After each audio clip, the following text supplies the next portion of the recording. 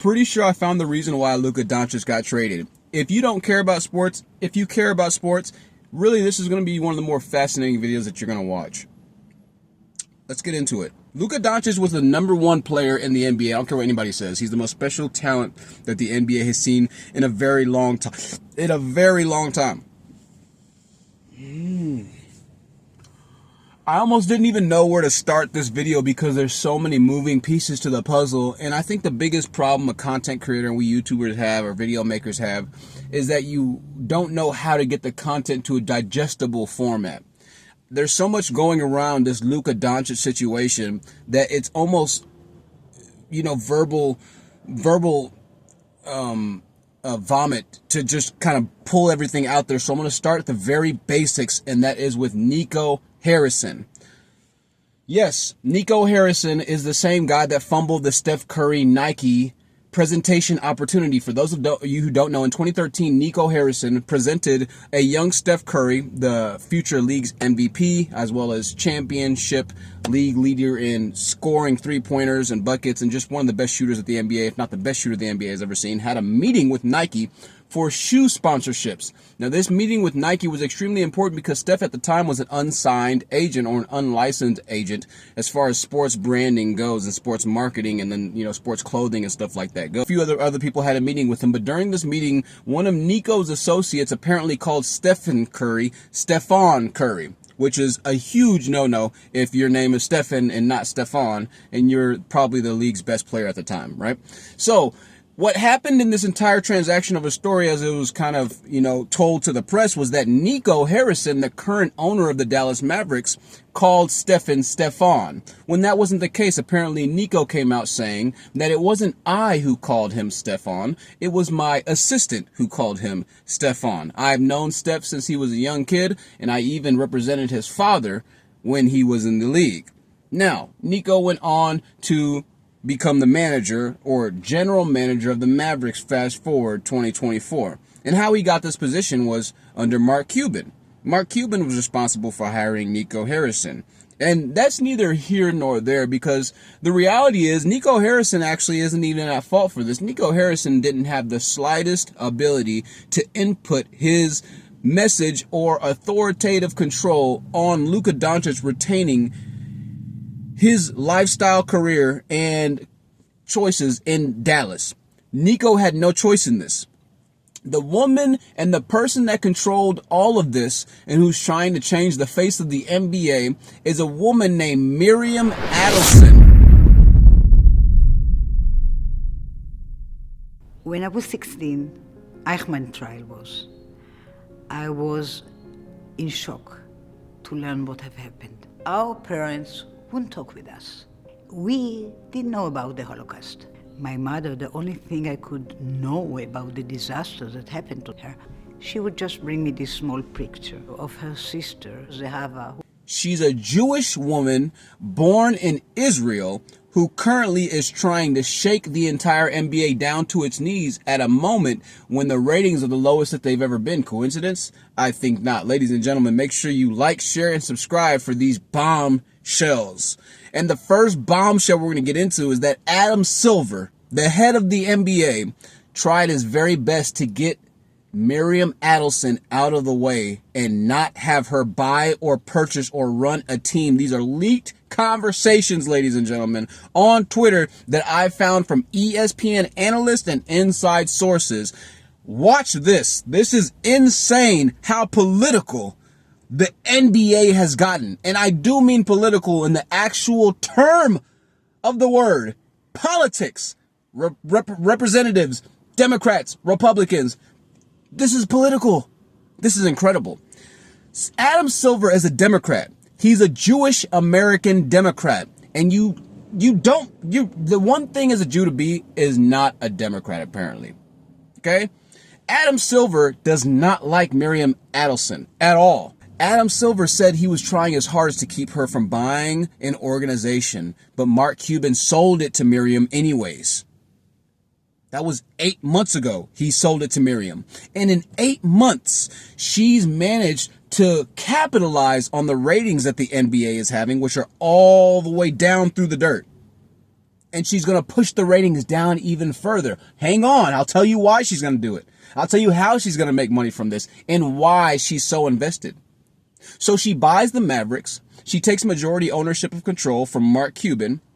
And the first unprecedented move that we've ever seen in the history of the NBA is made in January, late January, early February, by trading Luka Doncic, the franchise player, for the second highest earning NBA team in the organization. She trades away to the Los Angeles Lakers. Why the Los Angeles Lakers? I'm glad you asked. Before I talk about why he went to Los Angeles, I also need you to understand something about Luka Doncic. Luka Doncic represented Slovenia in the 2020 and the 2024 Olympic Games. Even though they didn't place, he played for his country's nation proudly. Guess which country just recognized Palestine, and they're only the 5th country in the world to do so, to legitimately legitimize the Palestinian people. You're right, Slovenia. The same country where the franchise player was just traded from, with no explanation, regard, concern for anybody in the NBA, any of the fans, any of the anybody's. And this is a direct quote that Miriam has said about people who talk about the Jewish people and what they think about Jews. This is what she said. This quote literally says that if you, at any manner, stand for the Palestinian people, you are dead to us. You are dead to the Jews if you represent or stand for the Palestinian people. And Luka Doncic going to play basketball in Slovenia can be interpreted just like that for Miriam Adelson. As a matter of fact, I wonder if whether or not Luka was told not to go just for those reasons, but he decided to go anyway because he's from his country. Now, Miriam hasn't been in control of that team until 2024. But now that she's in control of that team, you see what's happening. So she's upset at Luka Doncic. She's upset at Adam Silver. And she still needs to figure out a way to make money out of this entire thing from being the Mavericks owner. People are like, oh, they didn't want to pay Luka his $354 million contract.